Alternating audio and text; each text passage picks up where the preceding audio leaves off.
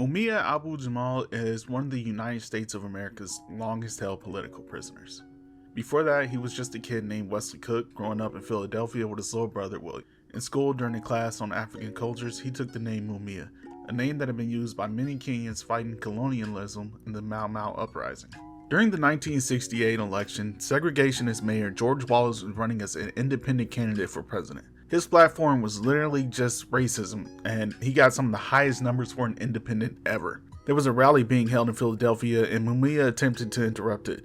They beat him, police, rally goers, random white people. There were no charges, they just beat him. After that, he dropped out of school and joined the Philadelphia branch of the Black Panthers. He rose to lieutenant of information and was the source of communication between party members. He would move around a little, first to New York City and then to Oakland, always doing Black Panther work wherever he went, and this put him on the COINTELPRO list.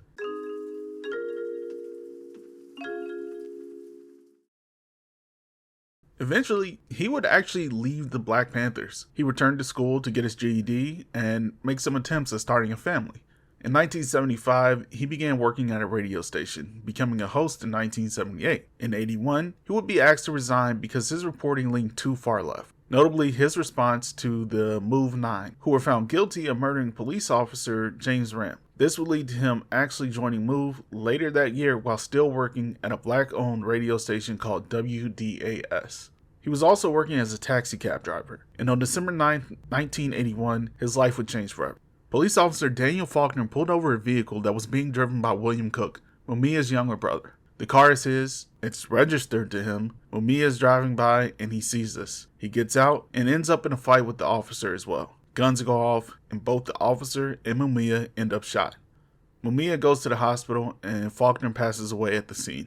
The trial is a mess. Nobody denies Mumia killed Faulkner, but the prosecution presented 4 witnesses with different stories and who didn't see the shooting and made a case that this was a setup, all while Mumia's brother refused to even testify. Robert Sherbert, another cab driver, said he was parked behind Mumia, who was waiting for Faulkner. Cynthia White said he was waiting from a parking lot and then walked up to shoot Faulkner. Michael Scanlon was 2 cars away but says he saw Jamal walking towards the altercation with a gun drawn. Albert Maggleton said he saw Faulkner pull over Cook but didn't see anything else. They brought in nurses who heard Mumia say he shot Faulkner, which he did, but that doesn't mean this was premeditated first-degree murder. Mumia wasn't even allowed to testify at his own trial. His brother kept telling people, "I ain't got nothing to do with it." Mumia would go on to state, like many other Panthers such as Eddie Conway, that he was not allowed a lawyer, even when many offered their services for free. Notably, one stood out in this case. Prominent lawyer and Move founder John Africa had offered to defend him, but the judge would not allow it. Amnesty International became involved as the prosecution presented a case in which Faulkner was ambushed, not a case where Faulkner was in an altercation with William Cook. This ignored the storied history of Philadelphia police with both race-based brutality, corruption, and even fabricated evidence. They also used quotes from a teenage Mumia to paint him as a radical anarchist of sorts, not the adult who had been a journalist for the better part of his life, having worked for several NPR affiliates.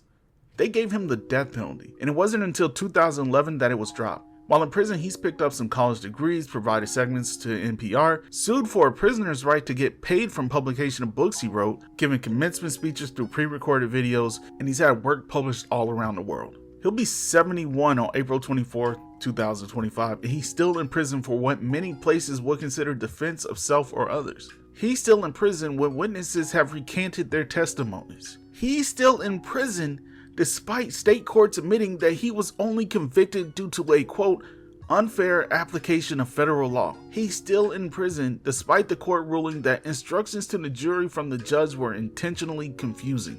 He's still in prison despite district court stating he was the victim of a purposeful racial bias in jury selection. He's still in prison despite the judge who presided over review of the trial being reprimanded for their bias. Just free Mumia, people.